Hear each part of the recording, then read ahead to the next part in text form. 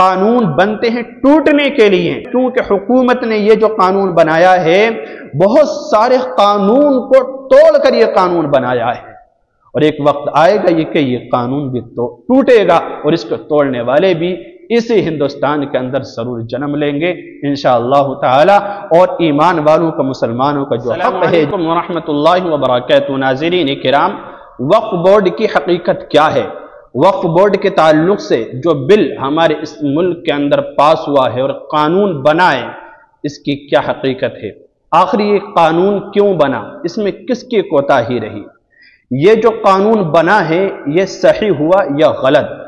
اس میں آپ کی کیا رائے ہے اور مسلمانان ہند وہ کیا کہتے ہیں؟ بورڈ کے تعلق سے بہت ساری باتیں میں آپ کی خدمت میں پیش کروں گا، بہت کچھ آپ کے سامنے آئے گا اور بہت کچھ حقیقت میں آپ کے سامنے بیان کرنے کی کوشش کروں گا۔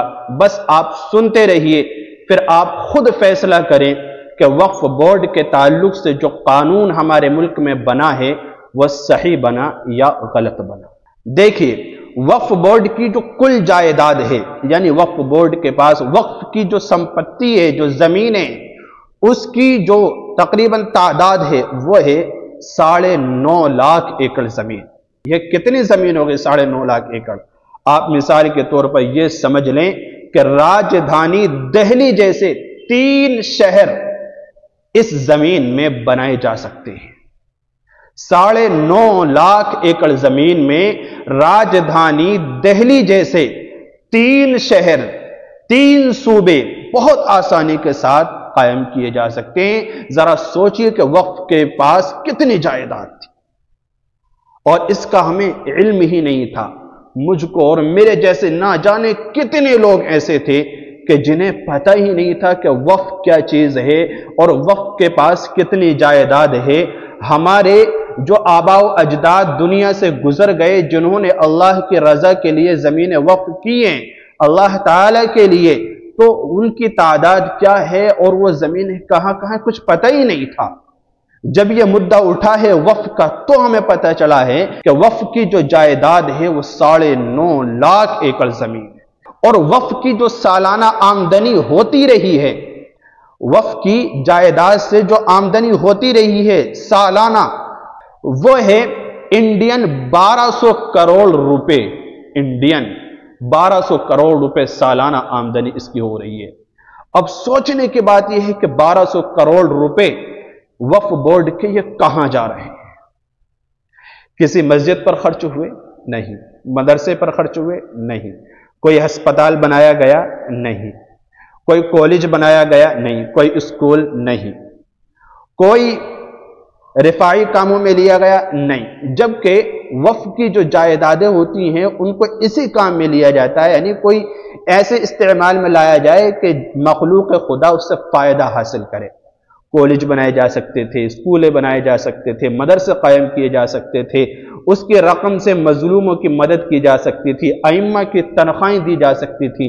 بہت افسوس ہوتا ہے کہ لاک ڈاؤن کے اندر تقریباً ہزاروں لاکھوں مدرس اور ائمہ حضرات کو مسجد سے بے دخل کر دیا گیا، مدرسہ چھوڑنے پر مجبور کر دیا گیا۔ مدرسے کے ذمہ داران نے، مساجد کی کمیٹیوں نے ائمہ کی تنخواہیں کاٹ لی، تنخواہیں بند کر دی، مدرسوں کی تنخواہیں نہیں دی گئیں۔ علماء کا طبقہ، اکابرین کی ایک بڑی جماعت جو مدرسین ہیں، ائمہ ہیں، وہ پریشان رہے لاک ڈاؤن کے زمانے میں، لیکن کسی نے بھی ان کا سہارا بننے کی کوشش نہیں کی۔ کیا اس موقع پر وقف چاہتا تھا تو وقف کی جائیداد سے ان کی مدد کی جا سکتی تھی، ان کا سہارا بنا جا سکتا تھا، اور وقف کی جو آمدنی تھی ان سے ان کے اخراجات پورے کیے جا سکتے تھے، لیکن نہیں کیے جا سکتے۔ یہی نہیں، 1990 سے لے کر 2002 تک تقریباً 70,000 ایکڑ زمین بیچی گئی ہے۔ وقف کی زمین بیچی گئی ہے 70,000 ایکڑ، اور 70,000 ایکڑ پتہ ہے یہ کتنی زمین بنتی ہے؟ اتنی زمین بنتی ہے مراد آباد جیسے 2 شہر بہت آسانی کے ساتھ بسائے جا سکتے تھے۔ آپ سوچئے، اور یہ زمین بیچنے والا کوئی اور نہیں تھا، کوئی غیر نہیں تھا، کوئی غیر ملکی نہیں تھا، بلکہ اپنے ہی تھے کلمہ طیبہ لا الہ الا اللہ پڑھنے والے، ٹوپی پگڑی والے اور کرتا پاجامہ پہننے والے، نمازیں پڑھنے والے، یہ اپنے ہی لوگ تھے مسلمانوں۔ نقصان تو خود اپنوں نے پہنچایا ہے۔ جب مسلمانوں کو اتنی سمپتی کا علم نہیں تھا، اب جب ان کے سامنے یہ بات آئی ہے، جو بہت سارے مسلمان ہیں، تو وہ تو یہی سوچیں گے کہ بھئی اچھا ہوا کہ یہ قانون بن گیا، اب کم از کم کچھ تو فائدہ ہوگا، ہمیں نہ صحیح دوسروں کو صحیح کچھ تو فائدہ ہوگا، یہ زمین برباد ہونے سے تو بچی رہے گی۔ میں بالکل اس چیز کے مخالف ہوں کہ یہ قانون بننا چاہیے تھا، نہیں بننا چاہیے تھا، لیکن بہت افسوس بھی ہوتا ہے، دکھ دل کے ساتھ میں یہ بھی کہتا ہوں کہ اگر یہ قانون نہ بنتا تو پھر کیوں نہیں بنتا؟ یہ ضرور بن کے رہتا، کیونکہ وہ اکثریت میں ہے۔ حکومت نے خود کہا ہے کہ ہم فل تعداد میں ہیں، ہم اکثریت میں ہیں، ہم یہ قانون بنا کر رہیں گے، اور انہوں نے بنا لیا۔ جب یہ قانون بن گیا تو وہ لوگ، وہ مسلمان جن کے سامنے پہلی مرتبہ یہ بات آ رہی ہے کہ اتنی زمین تھی ہمارے آبا و اجداد کی، اس سے ہمیں کوئی فائدہ نہیں ہو رہا، اب جب حکومت کہہ رہی ہے کہ ہم آپ کو فائدہ دیں گے الگ الگ شکلوں میں، تو ان کی بات سمجھ میں آ رہی ہے، اور وہ یہ کہہ رہے ہیں کہ یہ صحیح ہوا کہ قانون بن گیا، کم از کم کچھ تو اس سے فائدہ ہوگا۔ سوچنے کی بات ہے، جبکہ یہ قانون بننا نہیں چاہیے تھا، کیونکہ وقف کی جو زمین ہوتی ہے اس کا مالک وقف بورڈ بھی نہیں ہے، وقف بورڈ بھی اس کا مالک نہیں ہے، وقف بورڈ صرف اس زمین کا رکھوالا ہے۔ وقف کی جو جائیداد ہے، جو زمین ہے، اس کا مالک صرف اور صرف ایک اللہ ہے، ایک اللہ کے علاوہ کوئی مالک نہیں ہے۔ حتیٰ کہ جو شخص وقف کر دیتا ہے کہ میں نے یہ اللہ کی رضا کے لیے یہ زمین دان کر دی یا وقف کر دی، اب اس وقف کرنے والے شخص کو بھی اختیار نہیں ہے کہ وقف شدہ چیز کو واپس لے لے۔ جب اس کو ہی اختیار نہیں ہے تو کسی دوسرے شخص کو، کسی دوسرے مسلمان کو، یا کسی غیر ایمان والے کو، یا حکومت کے کسی نمائندے کو یا حکومت کو کیسے اختیار ہو سکتا ہے کہ وہ وقف کی جائیداد کو اپنے قبضے میں لے اور اپنی مرضی سے اس میں تصرف کرے؟ یہ نہیں ہونا چاہیے تھا۔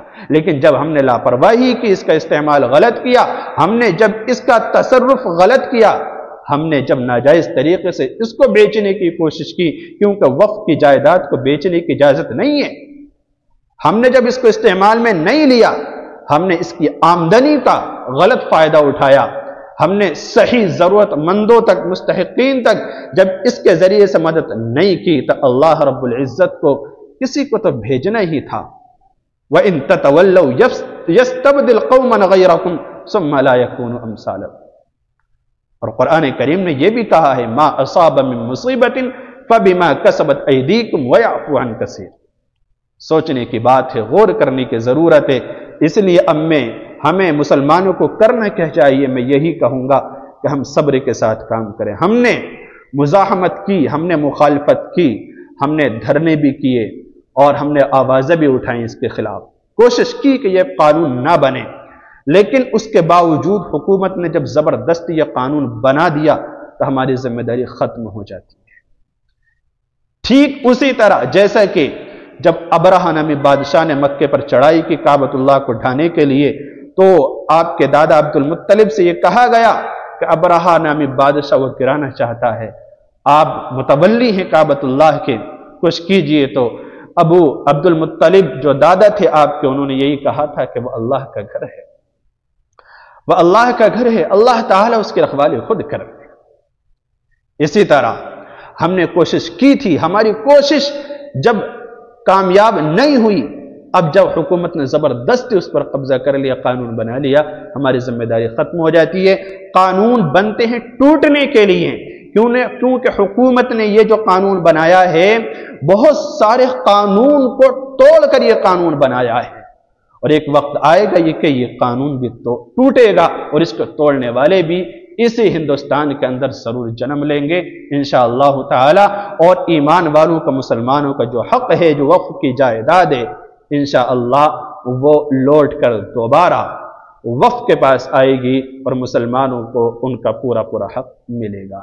اللہ رب العزت سمجھنے کی اور غور کرنے کی توفیق مرحمت فرمائے۔ اب آپ خود بتلائیے کہ وقف کا جو قانون بنا ہے وہ صحیح بنا یا غلط بنا، اس سلسلے میں آپ کی کیا رائے ہے؟